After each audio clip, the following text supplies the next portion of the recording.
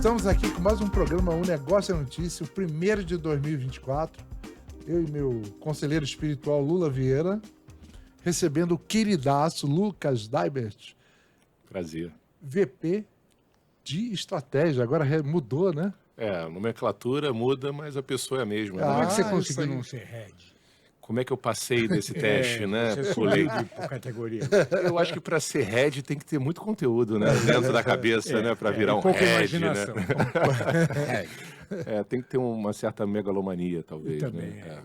Enfim. Mas tá na moda já as siglinhas, CMO, LRO, CEO. É verdade. Nome em inglês, né? Falar em inglês, você está chegando do exterior, né? Foi. Conta a tua viagem. A gente acabou de voltar da NRF, né? Então. Isso é show, né? A gente montou uma spin-off da agência, então eu sou VP de Estratégia da Binder, agência com 22 anos de vida, 150 colaboradores, fundada por Glaucio Binder, né? Há 22 anos, meu sócio. Sou eu, Glaucio, Marcos Apóstolo e Flávio Cordeiro, sócios da agência. E a gente decidiu há alguns anos fazer uma spin-off no nosso negócio, né? Que também é um nome bonito para dizer que é uma outra unidade de negócio cujo objetivo é levar executivos e empreendedores para alguns dos principais festivais de inovação e tecnologia no mundo. E o nosso principal evento, que a gente leva aí 45 pessoas, foi o grupo esse ano, é a NRF. NRF, para quem não está habituado, é a maior feira de varejo do mundo, acontece em Nova York, sempre em janeiro, num frio danado. Então, faz menos 10, menos 5. Montou uma agência de turismo, mas dessa vez a sério. Você é o guia. Dessa vez a o turismo tem alguma utilidade. Você é a Lucas Estela Barros. Quase isso. Assim, eu não estou sozinho nessa empreitada, eu tenho os meus colegas curadores, tem a Samantha, que é a sócia fundadora da Brasil Varejo, que tem uma agência de turismo, e a gente realmente faz esse trabalho de levar os executivos para essa experiência. Não é a Disney, sim, claro, mas é a Disney do varejo, do profissional, muito conhecimento, então a gente volta sempre transformado dessas experiências. A gente faz um pouco de brincadeira, mas é sério. Mesmo que você pense em termos de Disney, você está levando o cara para abrir a cabeça.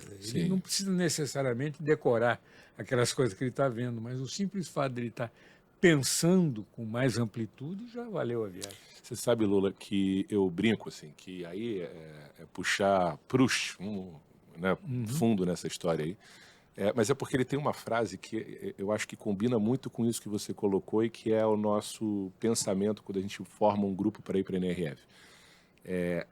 Não é só sobre novas paisagens, porque no final é isso, né? Você está saindo de 50 graus na sombra no Brasil, qualquer cidade do Brasil está fazendo 50 graus em janeiro, e aí você vai para lá naquele ambiente, né, que é radicalmente diferente do nosso. Você está em Manhattan, visitando operações, visitando lojas, conversando com líderes de negócio lá, visitando uma feira que vai trazer para você visões que não estão no nosso dia a dia. Então você está tendo acesso a novas paisagens, como diria Proust, mas não basta isso, né? A gente tem que estar com um novo olhar. No final é sempre um processo individual de aprendizado, de conhecimento, de desenvolvimento. De gestão, né? E eu acho que esse processo é individual e é maravilhoso. Você tem toda a razão. Eu levanto espetada. O grande detalhe é levar a espetada, porque você acha que viu tudo, que conhece tudo, que é aquilo mesmo, que é assim que é o mercado. Sim. E de repente você começa a perceber que você tem 500 portas para abrir, 500 experiências para fazer, 500 olhares diferentes. Você sabe que o Glaucio Binder, meu sócio, ele fala, e eu acredito muito nisso, amigo de vocês, Lula, aliás, grande inspiração, amo o seu livro, Loucuras de um Publicitário. Eu estava falando isso aqui antes do nosso podcast começar. Eu fico triste que eu acho que eu peguei um pouquinho atrasado essa festa aí do Loucuras de um Publicitário, né? Mas o seu livro foi certamente uma inspiração muito importante na minha vida. Mas o Glaucio fala o seguinte, que todo negócio é uma aposta. E é um jeito interessante de olhar para como que a gente, como empreendedor, tem esse desafio diário de abrir um negócio cujo objetivo no final do dia, seja uma agência de publicidade, seja uma loja, e a gente está falando aqui da NRF, que é varejo, no final o que você está esperando? Que alguém vá acreditar nessa sua aposta. pagando pelo serviço ou produto que você está oferecendo um valor mais alto do que ele custou e fazendo com que nessa diferença você tenha o seu sustento. E o pior é que sair satisfeito. Ele tem que pagar mais caro, acreditar que valeu a pena e sair alegre e voltar no dia seguinte. Divulgar para os outros. Exatamente. Virar, né, um divulgador e no final voltar. Então é uma aposta permanente que a gente tem que sempre fazer. E quando você vai lá e vê outros líderes de negócio, que no final o objetivo deles é o mesmo, fazer essa aposta deles dar certo.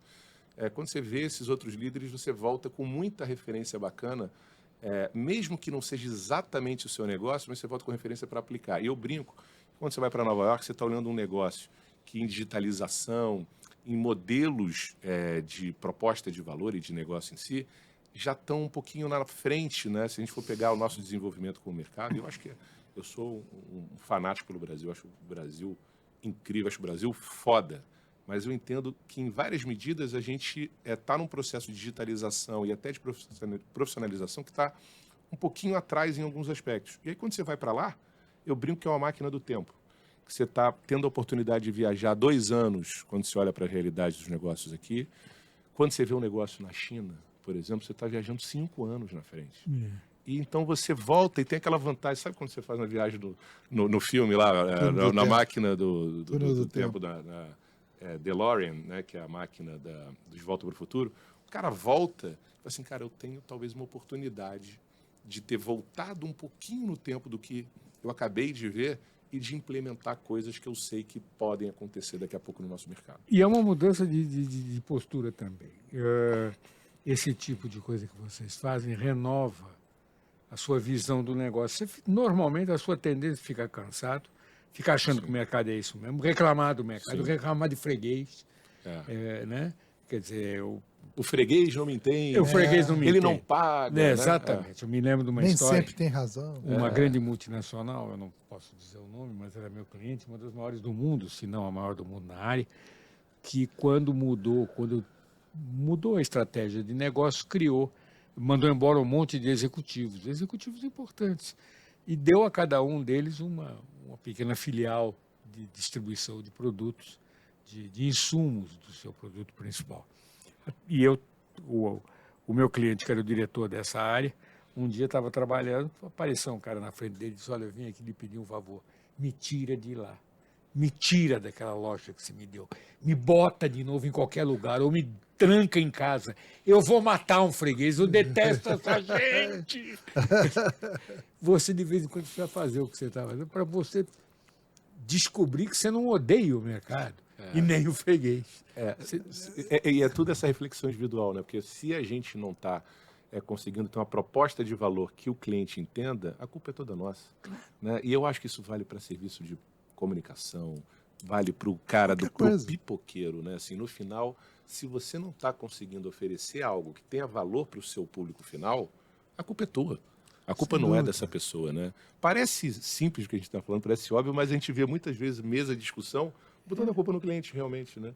E é interessante porque, acompanhando assim, as mudanças, as tendências, né, do mercado, essa coisa toda, a NRF, há um tempo atrás, ela era muito assim, superestimando as ideias geniais do cara do marketing, do cara da gestão, e de um tempo para cá, cada vez mais a consciência de que tecnologia é uma ferramenta e não é propriamente dito o que a gente oferece de valor, é uma maneira de você oferecer valor, que foi o que você acabou de falar.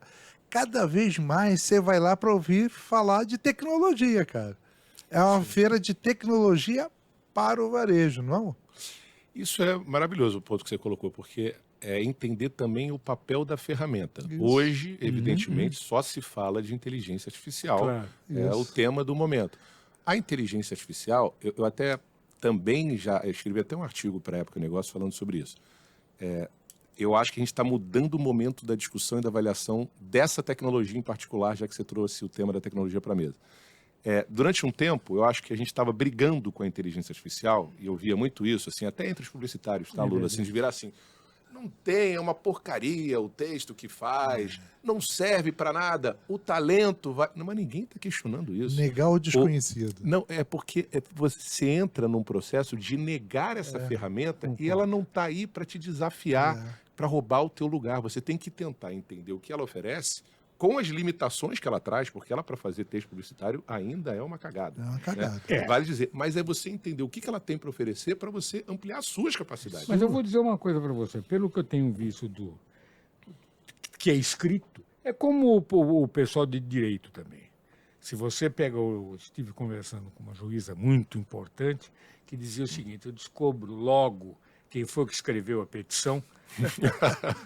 Quando está muito bem escrito, bem citado, com pouco erro de português, então foi o computador que escreveu. Você sabe? Eu acho que do jeito que o pessoal está escrevendo anúncio para a internet, ou escrevendo aqueles apeluzinhos que hoje estão escrevendo, quando é bom ou quando te instiga, pode ter certeza, foi um computador. É muito difícil ter sido um ser humano ganhando a merda que estão pagando agora. E as pessoas com a preguiça e a raiva que tem de trabalhar, o computador está escrevendo melhor do que o ser humano. Com certeza. É uma boa conclusão, assim. Eu acho que tem espaço, obviamente, assim, para a gente aproveitar essa ferramenta e ampliar as nossas capacidades. Eu acho que está aí a jogada e a gente não pode deixar que essa máquina faça o texto. Tem uma frase que eu acho boa, que é assim: se um redator pode ser substituído pela inteligência artificial, ele deveria. Claro. Porque, assim, não é sobre a formatação do texto em si, mas essa capacidade, isso que essa ferramenta traz, de possibilitar que a gente tenha essa lógica da escrita, organizar o pensamento, a gente tem que aproveitar. Você sabe que não vamos brigar com a fábrica, com a loja de artigos pornográficos ou eróticos. Vamos tentar ser melhor do que Vamos ser melhor que ela. O Adoniran Barbosa, quando você falou do texto certinho, o Adoniran Barbosa tem uma frase que eu acho genial, que é assim: para aprender a falar errado, você tem que primeiro falar certo. Então, eu acho que é um pouco isso. A graça do falar errado, exatamente. Se você pegar o que aconteceu com a arte, por exemplo... Mas isso que você está falando não é piada, não. Foram os demônios da garoa que esculhambaram com a letra. Ele reclamou, houve uma discussão e ele foi convencido que era genial, porque ele era preocupado em escrever certo. Então, ele sabia escrever certo, ele era preocupado com a forma, com a gramática, e aí ele vai e aceita isso. Então, eu não tenho dúvida que é esse caminho que talvez a gente tenha que trilhar, de entender o que a máquina é capaz de produzir e criar em cima disso. A arte passou por esse movimento, se você for pegar. O que a gente está vivendo da inteligência artificial, fazer ilustração, fazer foto, fazer vídeo, lá atrás, imagina que os pintores, né, sempre fizeram a expressão do que era a realidade. Em determinado momento era isso, né? O realismo, né? Se você pegar todas as pinturas renascentistas, é uma maneira de você expressar a realidade. Chega a foto, assim, acabou. O que esse cara vai fazer? E aí surge a arte abstrata. Eu acho que a gente está no nosso momento de criar essa criatividade abstrata e humana a partir desse texto muito certinho que a inteligência artificial vai fornecer para a gente. Está na hora da gente ser um pouquinho Adoniran. E quanto mais a gente dominar a tecnologia, mais... Porque não é ter tecnologia, é saber usar. Então, à medida que você vai dominando a tecnologia, você vai usando melhor e você vai conseguindo resultados mais favoráveis. Não pode negar. Não pode negar. Entender e ver o que você pode aproveitar. Muito difícil negar, tiro no pé. Vai ser muito difícil a máquina dar o passo adiante, fazer a disruptura. Quer dizer, pegar o óbvio e montar um texto bastante palatável dentro do óbvio, a máquina vai fazer cada vez melhor, cada vez mais perfeito, cada vez mais contando as letrinhas, não vai ter dúvida. Mas vai chegar uma hora que vai precisar daquele ser humano que rompe, que pega o que seria o óbvio e diz, não, peraí, vamos dar uma olhada diferente. O Adoniran. A gente está precisando dos nossos Adonirãs. Eu estava, agora, antes de vir para cá, falando com uma escola sobre inteligência artificial na educação. Olha que coisa difícil, né? Assim, como que a inteligência artificial vai influenciar a educação? Eu sei que tem um caminho que é errado, que é um que eu tenho visto muitas escolas e universidades fazerem, que é tentar identificar se o camarada usou ou não a inteligência artificial para fazer o texto. Assim, é evidente que não dá para você brigar com isso. É a mesma coisa que lá atrás, na matemática, quando surge a calculadora, o cara usou ou não usou calculadora? Esquece. Já foi. Agora o que a gente tem que fazer é uma nova maneira de avaliar esse indivíduo, né? De ensinar e avaliar. Usando a inteligência usando a artificial, inteligência. inclusive. Você sabe que durante o tempo... Você falou um exemplo perfeito. Eu sou muito velho, meu Deus. Eu sou do tempo que o professor achava horrível a ideia de você usar uma máquina de calcular para não ter que calcular o que é 316 vezes 12. Era calcular de cabeça. Né? Você era genial, 78 vezes 9. Lula, a gente achava, e isso quem fala não sou eu, Kevin Kelly. Kevin Kelly é um pensador muito legal, que é o fundador da Wired, que é uma revista de tecnologia americana. E o que ele fala é o seguinte, olha, durante muito tempo, a gente achava que jogar xadrez era uma característica essencialmente humana. Aí vem, hoje, qualquer celular derruba o Kasparov. Né? Não tem nem conversa. Durante muito tempo, a gente achava que algumas funções, por exemplo, o radiologista, esse é um... Você tem alguma dúvida que a inteligência artificial vai saber identificar numa imagem de melhor do que um radiologista, se tem câncer ou se não tem, se é agressivo ou se não? O diagnóstico. Então, tudo que é ligado à eficiência, a inteligência artificial faz melhor do que a gente. A gente achava, Lula, e você como um grande publicitário, que o texto era uma característica essencialmente humana. Essa também é uma ruptura, né, que você pega agora, assim, não, talvez o texto não seja algo essencialmente humano. E eu acho bacana isso, porque a gente vai ter que se reinventar no nosso papel do dia a dia. E vai nos obrigar, para não ser substituído pelo computador, de não ser um computador. Quer dizer, você ter sempre a necessidade de não entregar o óbvio. Lula, olha só, para pegar esse seu gancho maravilhoso, atualíssimo, o problema não é o computador pensar como as pessoas. O problema é a pessoa pensar como um computador. Você aprender a ser um computador. Então, a gente tem que entender essa ferramenta, tudo que ela oferece, e ir na linha ao lado. Por isso que eu acho que o desafio da educação é tão maravilhoso. É o prazer do aprendizado, é o senso crítico. Escola conteudista, essa escola eu acho que ela tem que refletir sobre o modelo. Eu fui ensinado no modelo de decoreba. Faz sentido hoje? Se tem uma máquina que faz a busca pelo conteúdo e redige para mim, o que eu vou fazer? Eu tenho que ter análise crítica. Eu tenho que saber fazer correlações que não estão dentro do espectro dessa máquina. Eu tenho que ser um nexialista, como diria o Walter Longo. Lá atrás, o Walter Longo escreveu um livro chamado Marketing na Era do Nexo, que eu acho muito interessante. Ele falava da internet. Você está apavorado com e-mails? Né? O livro é do início dos anos 2000. É muito engraçado que eu voltei a ler o Houve livro. Um tempo que a gente estava apavorado com e-mail. Com e-mail. Aí eu falei assim, gente, ele está preocupadíssimo. Não tinha nem rede social para ele se preocupar, não tinha nada. E ele estava achando a vida muito conturbada. E, na verdade, aquela vida já estava conturbada para o que era. Você pegou essa transição para o que era antes. E aí, o que ele fala assim, é o nexo. O que a gente precisa como profissional de marketing, de comunicação, é encontrar nexo entre as coisas. E eu acredito muito nisso, mais do que nunca nessa premissa. Correlações, o mundo agora ele é do generalista, não do especialista, porque o especialista talvez perca o emprego para a inteligência artificial. Isso que você estava falando do ensino é interessante, porque, na verdade, quando a gente vai para o mercado de trabalho, você tem um problema de marketing a ser resolvido. Não adianta você chegar lá e falar assim, marketing é a arte de satisfazer as necessidades do cliente. Kotler, 1900, lá, Jerome McCarthy, 1950. Porque isso não vai resolver o problema, o negócio é saber usar. Sim. Né? Voltamos de novo, assim, a vantagem competitiva não está em ter tecnologia, e sim saber utilizá-la.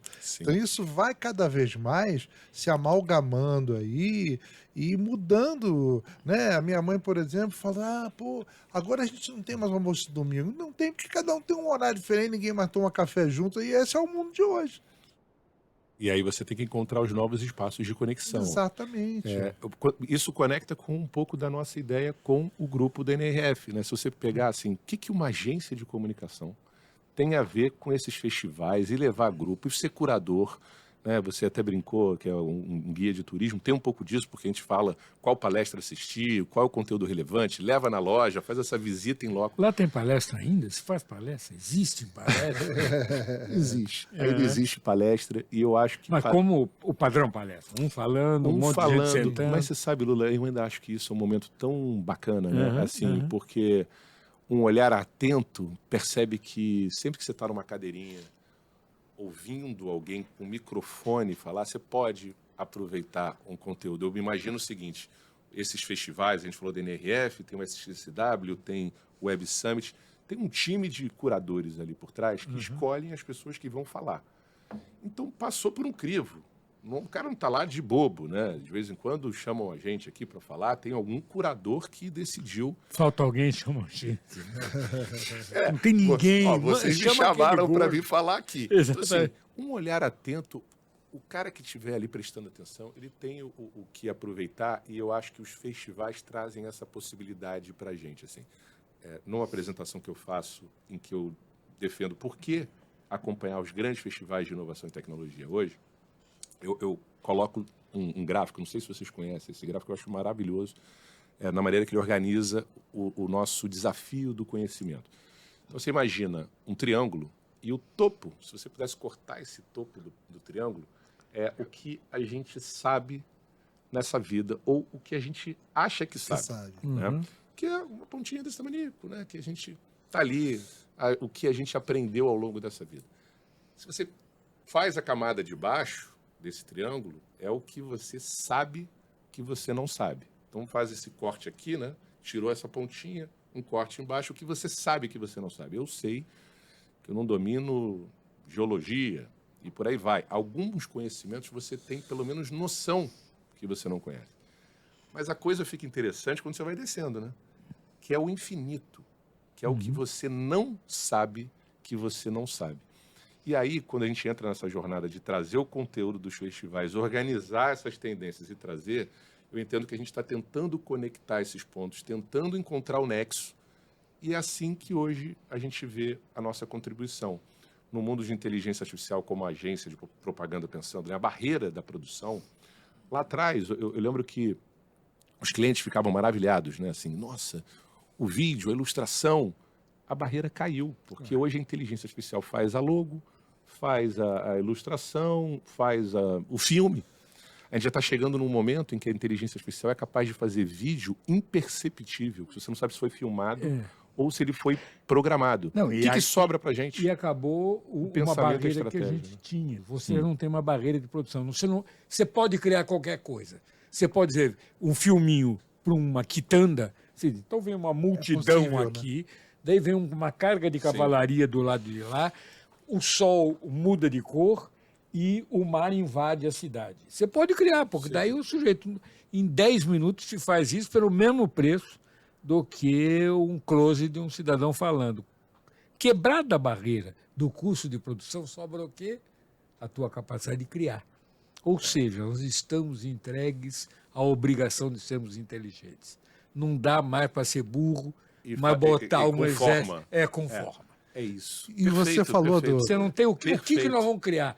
Pô, bota um exército carregando um enorme outdoor do cliente. E quantas vezes a gente viu, né, como publicitário, a forma sobrepondo a ideia. Isso. E agora, se eu não tenho barreira mais da forma, só sobra a ideia. E se você não tiver essa ideia que se conecta com o objetivo de negócio, então por isso que a gente entendeu as feiras e as tendências como portas do novo que a gente tinha que levar para os clientes. E o mais engraçado, o consumidor também, que já vê o dia inteiro multidões na rua, sóis nascendo, luas sendo explodidas, ele já não fica mais impressionado com isso. Não surpreende. Você bota 5 milhões de cavalos andando numa pradaria ao nascer do sol, cara, é assim, ok. Você lembra das campanhas de Hollywood? Pois é. Não, você olhava as campanhas de Hollywood, que eram mega produções, e falava assim, cara, não tem como não prestar atenção nesse comercial. Agora você diz, eu já vi 10 iguaizinhos, o que e daí, né? E o e daí? Nós entramos na área, na época do e daí. E buscando essa atenção que está cada vez mais dispersa. Né? Porque quando você fala dessa realidade, eu citei o filme do Hollywood, né, de cigarro, para os mais nobres não vão nem saber o que a gente está falando, mas já existiu uma marca de cigarro chamada Hollywood e fazia mega produções, né, na época que o cigarro podia anunciar. E ela ia para a Globo, anunciava na televisão aberta e todo mundo estava vendo a televisão aberta. Claro. E agora que essa pessoa já viu esses cavalos, ou qualquer produção que você possa imaginar, as pessoas já estão de certa maneira, até blasés, né, com essa forma, e já estão dispersas num nível como a gente nunca viu antes. Você falou a palavra perfeita, blasé. O consumidor, Anestesiadas, né? o consumidor de comunicação está blasé. Ele já viu tudo, já puxaram o saco dele de todas as formas, já disseram que ele é lindo, maravilhoso, espetacular, já fizeram piadinha, chamaram artista, já fizeram striptease de cantora famosa, já fizeram tudo. Agora você tem que inventar coisa que vá no coraçãozinho dele, o que já é mais complicado. É a ideia. A ideia nunca morre, né? A gente estava falando do impacto disso na comunicação. O primeiro impacto veio nas mídias digitais. Então, o profissional de mídia, que durante um tempo era o patinho feio da agência de propaganda, não era aquele... Você não, em nenhuma faculdade, eu dei aula a vida inteira, ninguém queria ser mídia. Ah, meu sonho é ser mídia. Não rola. Todo mundo queria ser Lula Vieira, queria ser Nizam, queria ser... Washington Oliveto. E aí, cara, o impacto veio pelo mídia. E esse cara tinha um desafio fenomenal na frente, né? O cara de planejamento também tinha que pensar usando a mídia digital. E agora tá democratizando o impacto, porque tá entrando na criação, tá entrando em tudo que tá entrando na vida de todo mundo, direto. Isso aí faz parte. Talvez o simples e o não tecnológico possa surpreender mais em uma ideia genial, que a ideia nunca é tecnológica só, né? Sim. E aparecer com uma coisa espetacular aí, né? Você sabe que tem... você colocou um ponto na mesa, a gente está indo para a comunicação, né? Assim, o mídia, de fato, ganhou um protagonismo muito diferente, grande. porque é o seguinte, não é mais aquela coisa que... Não é o Mad Men, né? Que a gente viu na série. Que você tem uma ideia, bota para veicular, e a gente fica aqui nessa sala, finge que aqui é a empresa, esperando os resultados aparecerem. Lá, vendeu mais, vendeu menos. Hoje é um painel de avião, quando você pensa na comunicação digital, né? E eu tenho que estar todo momento atualizando, mexendo nesse conteúdo para ele ganhar relevância. Mas ainda assim, nesse mundo do número, e esse número racional, só para conectar com o ponto que a gente falou do nosso papel como criativo, ele não resolve tudo, porque vai ter sempre o espaço. É como o jogo posicional do futebol. Eu tenho que gerar o gol, só me importa o gol, quanto... Tá bom, mas o drible, e a criatividade é o drible, vai abrir possibilidade de você ganhar de goleada. Ele vai fazer com que esse número faça a diferença. Tem ainda um ponto que não é tão fácil de você mensurar, que é a força de uma ideia, que é a força de uma mensagem. Então o mídia controla tudo, mas o que vai fazer a diferença no número é a sua capacidade de se conectar com a pessoa que está do outro lado, e para isso a emoção ainda é uma chave, para isso, evidentemente, a construção de uma marca passa porque por aí. mais que a gente tenha andado, nós queremos ser amados, admirados, queridos. Sim. E isso a gente tem produtinho que faz isso. Agora, dizer isso pro cara que começou a ficar mais complicado, não dá mais para fazer os comerciais como antigamente. E voltando na comparação com o futebol, o drible é importante para chegar ao gol, mas o drible, cara, é que traz torcedor, é que traz patrocinador, Sim. que torna, me dá vontade de ir ao estádio. Sim. Me tira de casa. No Festival de Cannes, Romualdo, esse ano, né? E a gente tem ido, né? Isso virou um negócio para a gente, e eu fico muito feliz, assim. A gente falou da coisa da transformação. Eu tenho ido nos últimos anos a NRF, SXSW, Web Summit em Lisboa, Festival de Cannes, fora os eventos no Rio de Janeiro. Então, assim, a gente vai tendo... o Innovation Week, que é um super parceiro. A gente vai conectando esses pontos. Você sabe qual foi a apresentação que me marcou? Foi da DDB, inclusive. Foi o chairman. Ele falou, cara, vocês estão esquecendo do humor. O humor, ele é uma chave para gerar o famoso engajamento na rede social. O humor é uma chave de construção de marca que o pessoal está deixando, os tecnocratas estão deixando para trás. Aí quando você fala de humor, a gente volta para a publicidade dos anos 80.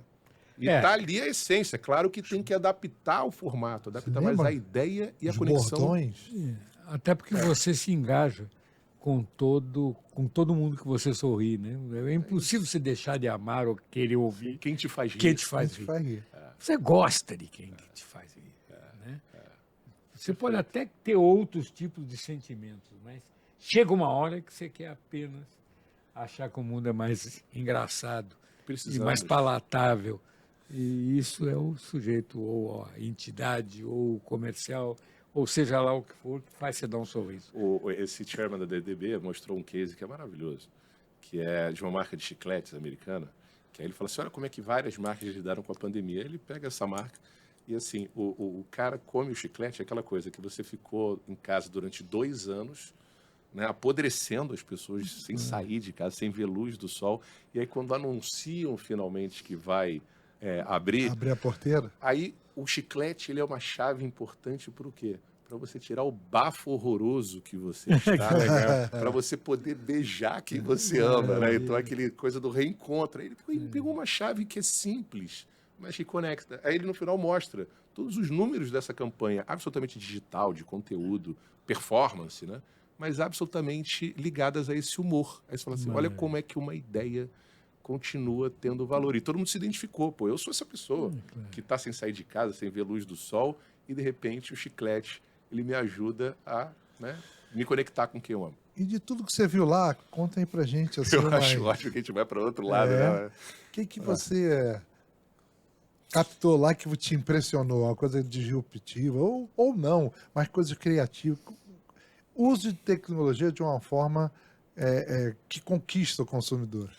Então, eu vejo que a inteligência artificial, Romualdo, ela está agora entrando num novo papel. Não é mais ficar falando sobre ela. Aliás, eu tenho uma teoria que a inteligência artificial tem um prazo de validade para esse buzz, porque ela vai estar em tudo daqui a pouco. E você não vai ficar falando sobre isso. Você não vai... O peixe não fica falando sobre a água, aquela história. A gente não fica falando sobre o ar. A gente não vai ficar falando, pô, inteligência artificial não, porque está em tudo. Né? Então, acho que ainda é um fator um pouco geracional essa coisa. Teve uma NRF que era só multiverso, lembra disso?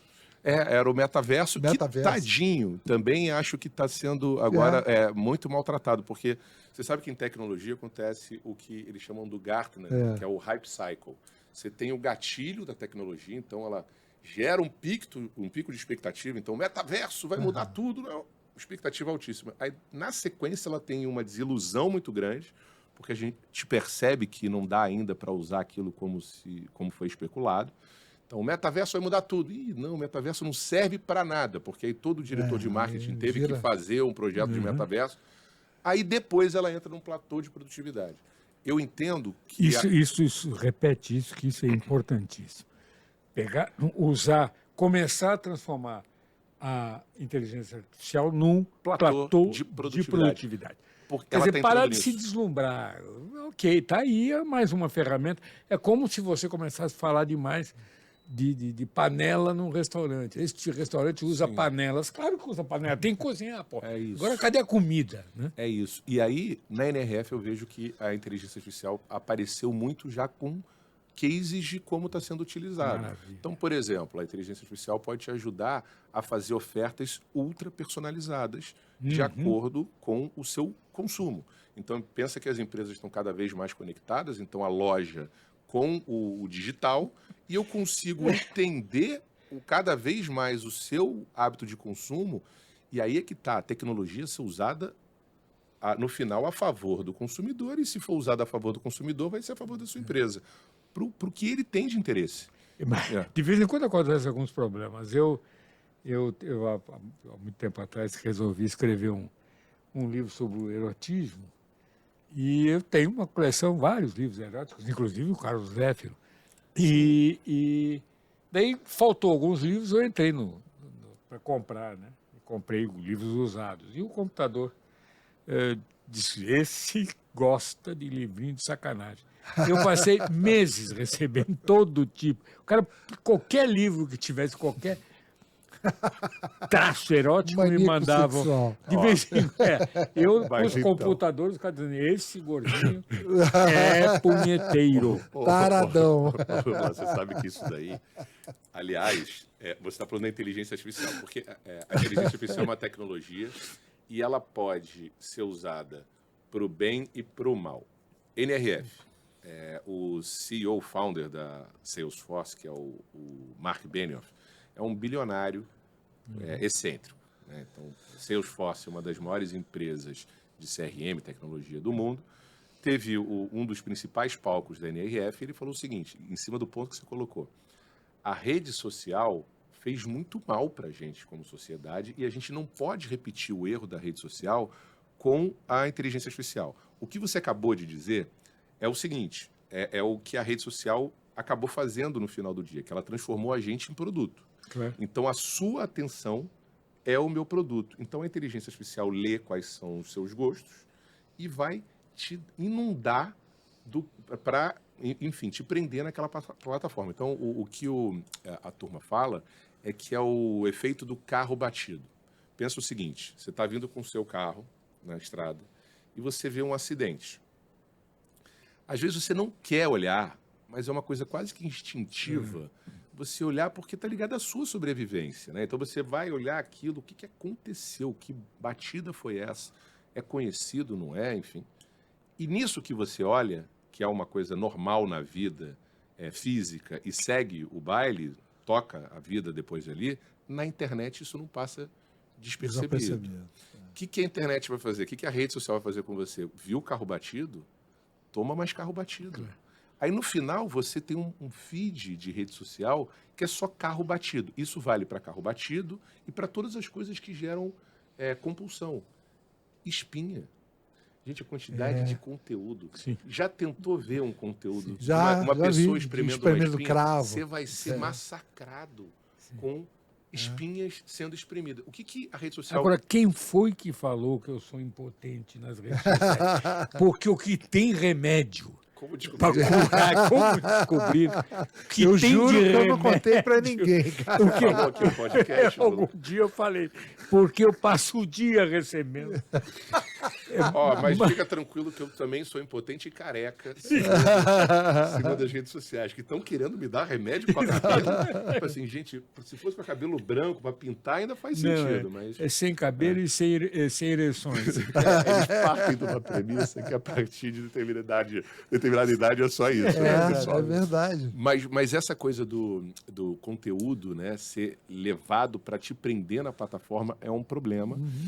A rede social, inclusive, o Mark Benioff, quando ele cita isso, né, que a gente não pode cair no mesmo erro, passa muito por isso, assim, porque no final a gente não regulou a rede social como a gente teria que ter regulado, ficou solta, ficou na mão das empresas de tecnologia e a inteligência artificial, que é essa ferramenta poderosa, se a gente também não entender formas de regular, ela pode ser uma ferramenta usada para, enfim, piorar a nossa saúde mental. Por exemplo, Brilhante. tem um dado que eu acho que é muito impressionante, que você pega um recorte de 2006 a 2016, eu coloco isso nas minhas apresentações, é um recorte no tempo, 10 anos, que é quando explode para valer o uso da rede social. A taxa de suicídio cresce na mesma proporção. Você tem uma correlação que é inegável entre aumento do uso da rede social e aumento do suicídio no mundo inteiro. Engraçado que a gente, a princípio, parece o contrário, que a rede social é a tua inclusão Tinha na dado sociedade. up, né? Lá você era o cara legal. Que, na verdade, é o contrário, né, Lula? Porque, no final, a rede social, ela mostra o quão inadequado você está. Quando você usa um filtro que muda a sua aparência na rede social, ela não está te deixando mais bonito, ela está mostrando o quanto feio você é. E isso vale para padrão de vida, para essa inadequação que muitos adolescentes passam. Não, e você vendo aqui no celular, você dá um pouco a ideia de Fernando Pessoa. Só eu tenho um filho mais ou menos feio, neta que não é tão linda, família que não é tão funcional. Não. Quer dizer, na realidade vai te dando um nervosismo, uma obrigação de passar as melhores férias do mundo, teu sítio é o mais engraçado, teu cachorro mais inteligente. E descobrir o TDAH, eu acho isso muito doido, porque agora todo mundo tem TDAH. E isso sempre existiu, cara. E o mais grave, né? As pessoas até colocando essa etiqueta em si mesmo com orgulho, né? Virou bacana. Virou, legal. que eu tenho TDAH. Eu tô indo. Assim, a rede social, ela trouxe um problema para a nossa sociedade que não é pequeno. Exatamente porque ela coloca essa inadequação, ela coloca você diante de uma vida que não é real das outras pessoas e você acaba construindo uma persona que muitas vezes não condiz com quem você efetivamente é.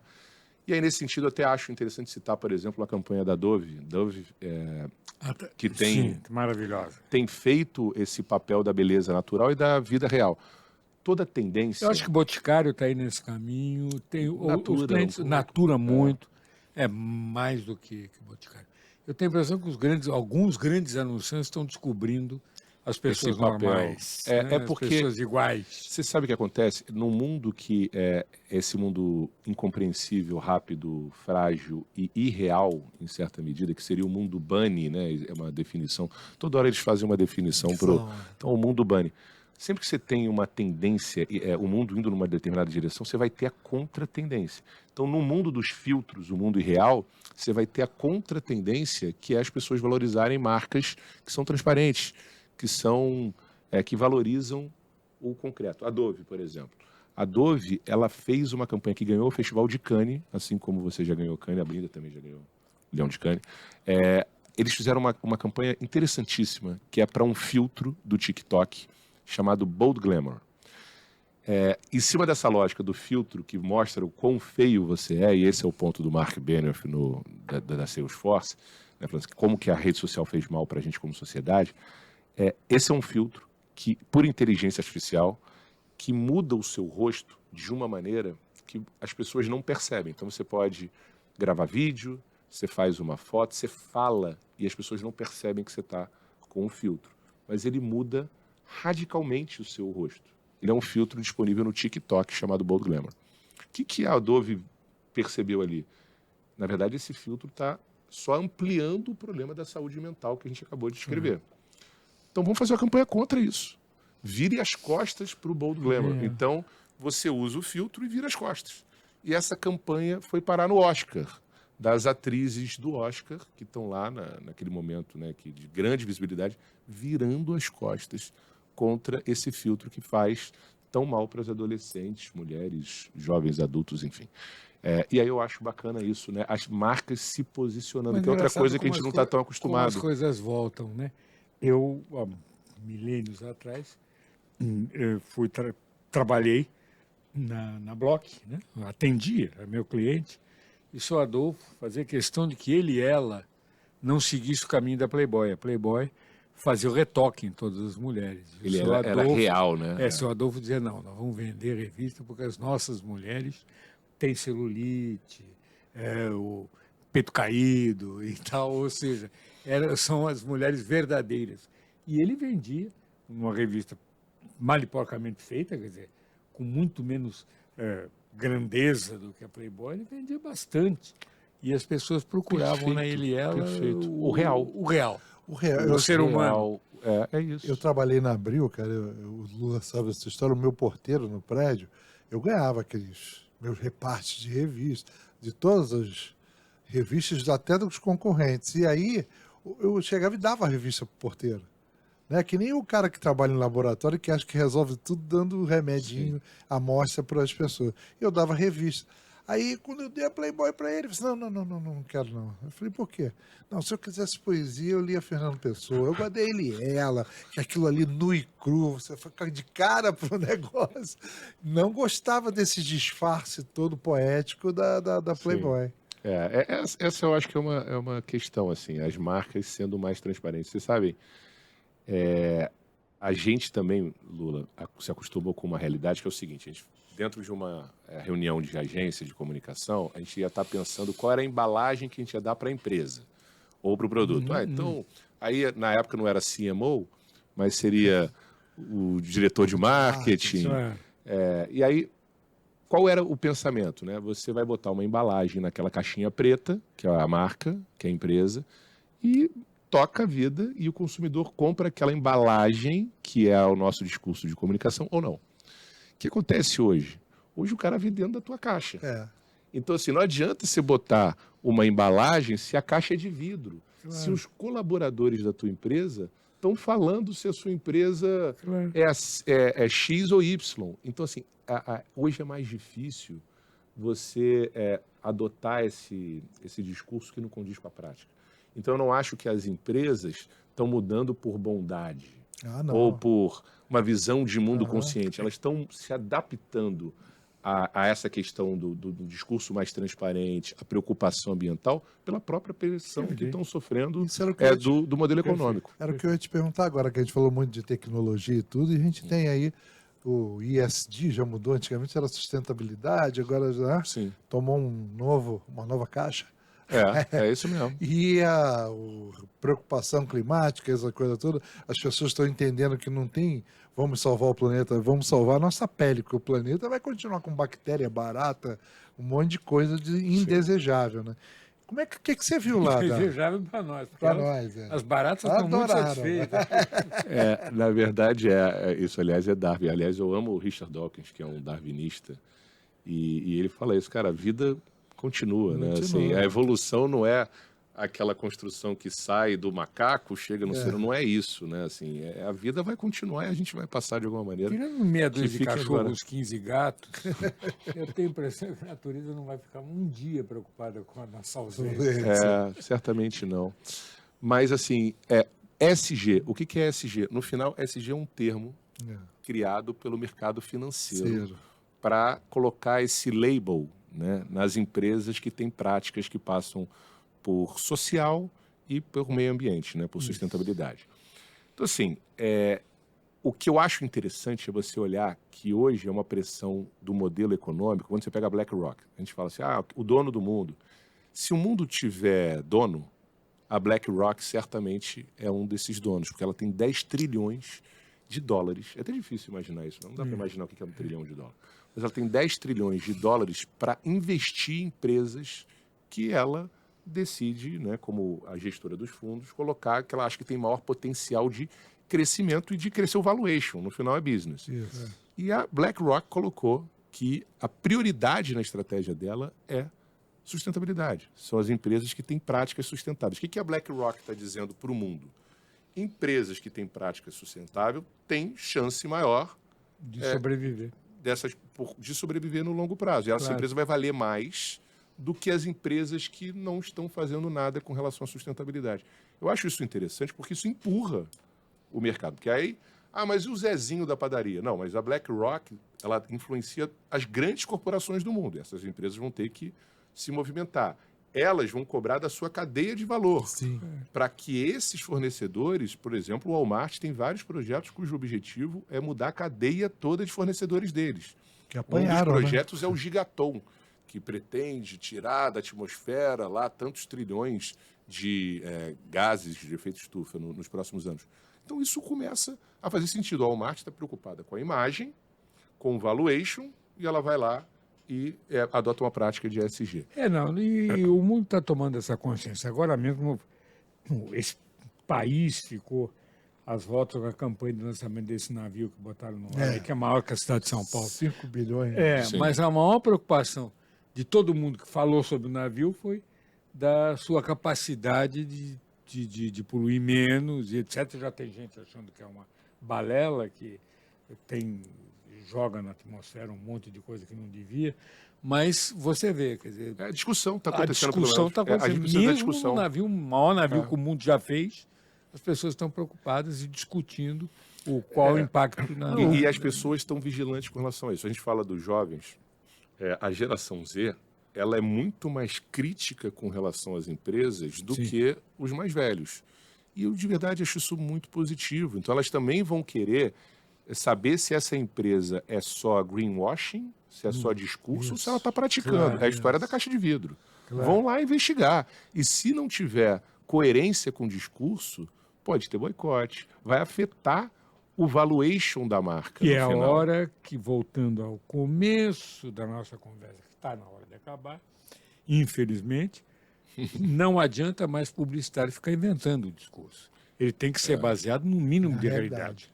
Não adianta vir dizer que empresa tal preocupada com coisa que as pessoas vão checar se é verdade que estão preocupadas com o meio ambiente, com a relação com os empregados, com a relação com a comunidade, se não está jogando o lixo. Nosso papel cada vez mais, Lula, é entrar dentro do negócio do cara. Assim, é cada vez menos essa casca do lado de fora, que já foi muito só sobre isso, e ir para dentro do negócio do cara. E a gente, com a nossa criatividade e as nossas ferramentas, ajudar essas pessoas, essas empresas, a transformarem discurso em prática e prática no discurso. No final é conectar essa ponte da conexão, entendendo ambiente competitivo, o que as pessoas esperam. O nosso negócio está cada vez mais sociológico. Avaliar suas próprias práticas, porque a gente de fora tem uma maneira de enxergar as coisas diferente de quem está envolvido ali. O próprio carro elétrico. Está todo mundo achando que o carro elétrico é isso. Já começou a ter uma série de reflexões. Essa discussão que a gente precisa, que a gente estava falando aqui, é botar a discussão na mesa. É isso. Por exemplo, se a energia desse carro elétrico é produzida com carvão, serve? É isso. Matou. Tanto que já se fala que o carro a álcool voltou para a pauta. Será que o álcool... campanha na TV agora, só sobre carro a álcool. A Índia, né, veio aqui beber da nossa fonte para fazer projetos de carro a álcool, porque entende-se que esse é talvez um modelo até mais sustentável. Porque se você não resolve como a energia é produzida, se você não resolve a bateria, como a bateria é extraída e descartada, temos até um problema. Os conceitos econômicos, porque essa semana eu já ri a beça, porque eu vi lá o Elon Musk pedindo ao governo americano para criar barreiras comerciais para o carro elétrico da China que está entrando lá. Quer dizer, nem o liberalismo dos outros é refresco, né, cara? E é bonito ver o que está acontecendo na China, gente. Assim, a tecnologia da China está se desenvolvendo numa velocidade impressionante. E a China também vivendo seus problemas dentro de casa, né? Assim, enfim, aí é uma conversa que vai longe, mas a própria crise de natalidade que a China enfrenta atualmente. O que está salvando hoje os países envolvidos, Europa e Estados Unidos, o Ira Calles, que é um economista super reconhecido da Deloitte, teve palco no NRF esse ano, só para voltar para o evento, e ele falou, o que salvou a economia americana da recessão em 2023 foram os imigrantes. Porque você tem, na verdade, um alívio na pressão dos salários quando tem os imigrantes chegando, os imigrantes jovens, e esses imigrantes aceitaram determinada faixa de salário que não jogou a inflação lá para cima, gerando a recessão. Olha que interessante, né? Assim, a China está vivendo um problema sério pela falta de jovem, né? Porque eles liberaram, acabou a regra do filho único, mas as pessoas não voltaram a ter filho, né? E como é que você resolve esse envelhecimento da população? O mundo está ficando complicado, né? E nunca foi simples, mas a velocidade das coisas hoje não é mais, como diria Heráclito, né? Não é sobre a mudança, porque a única permanência, como diria ele, é a mudança, só que a velocidade dessa mudança é que está muito acelerada. Nós estamos degelando mais depressa, estamos esquentando mais depressa, Sim. Nós vamos ter que cuidar mais depressa desse planetinha, ou pelo menos, não do planeta, ou pelo menos da nossa existência, né? Dentro dele.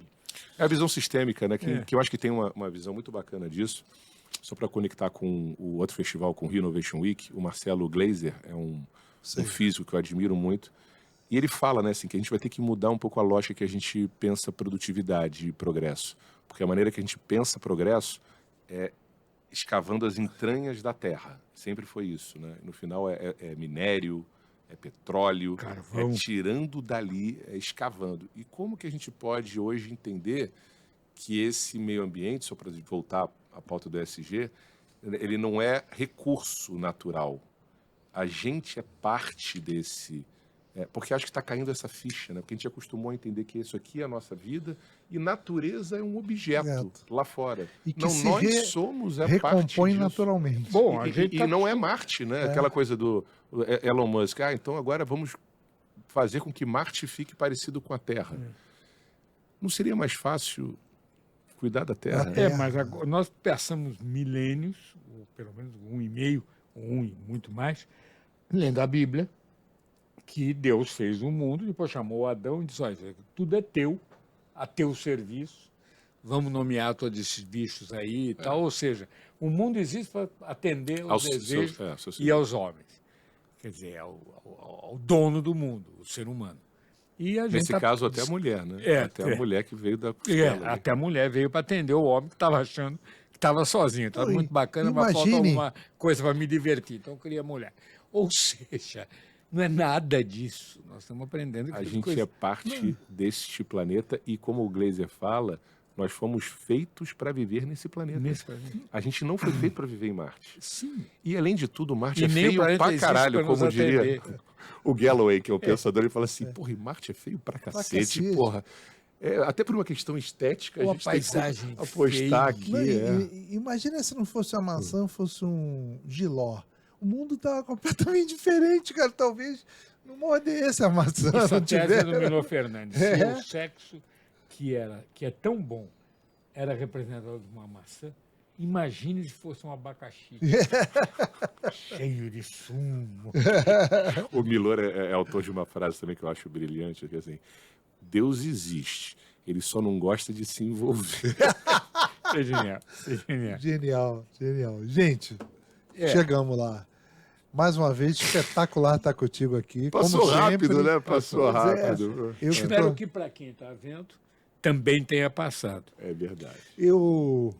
Você sabe que eu sou seu fã, você sabe que eu já estou até me preparando para ser seu substituto nas palestras, de tantas vezes que eu vou assistir você. Está disponível, vamos lá, a gente negocia isso aí. Quando você tiver uma dificuldade, você fala, não, mas tem um cara aí. Já vou deixar o arquivo da apresentação com você atualizado. Isso aí. Eu te agradeço muito o teu carinho de poder ter vindo aqui, disponibilizar teu tempo aqui para encontrar com a gente, com nossos telespectadores, aí, né? E muito feliz de você estar aqui, cara. Obrigado, Romualdo. Obrigado, Lula. Sou fã de vocês. Você é um grande entrevistador. Assim é fácil a entrevistadora, mole. Vamos continuar essa conversa depois com vinho, pode? A gente para num lugar para a gente continuar essa conversa, porque essa conversa vai longe. Né? Isso aí. Vai sim. Um prazer, gente. Obrigado pelo convite, tá? Obrigado. Tchau.